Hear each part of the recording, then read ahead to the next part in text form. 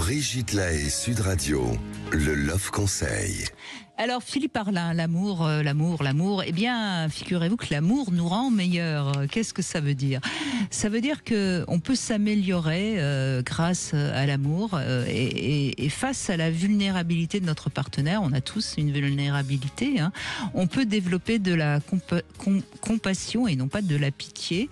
Au lieu de l'humilier ou d'essayer de prendre le pouvoir parce qu'on a découvert une de ses fragilités, eh bien on peut développer la compassion. Face à nos incompatibilités, on peut développer de la tolérance au lieu de critiques et d'agressivité et qui provoquent forcément des conflits.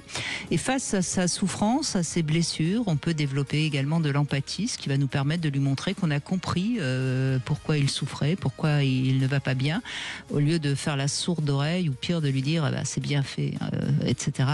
Voilà. Et si on a du mal à développer ces qualités d'amour, si je puis dire, on peut peut-être avoir un peu d'humour et prendre de la distance. Et puis là, on sera peut-être plus heureux en amour. Faut essayer en tout cas.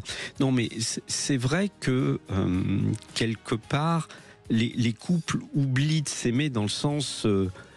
moi, j'aime le mot bienveillance dans un couple. De savoir ce que c'est que de vouloir le bien de l'autre, être bienveillant, s'éveiller au bien de l'autre, et quelles que soient ses différences. C'est être dans l'amour. Hein, voilà. Et on a l'impression que ça se perd vite.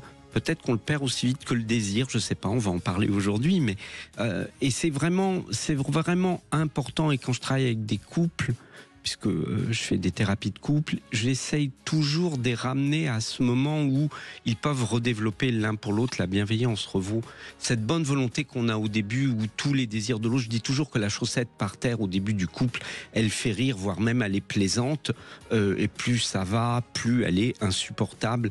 Et c'est un peu ça, c'est comment on perd ce plaisir de l'autre, le plaisir de sa différence, de constater qu'il est lui et qu'elle est elle. Il y a un moment, on supporte plus qu'il soit lui ou qu'elle soit elle. Peut-être parce qu'on avait parié sur un changement et qu'il faut arrêter avec ça. Il y a plein de choses qu'on entend au début du couple, puis on se dit ça va passer. Oui, mais parce qu'on voudrait finalement avoir du pouvoir sur l'autre, pouvoir de le changer.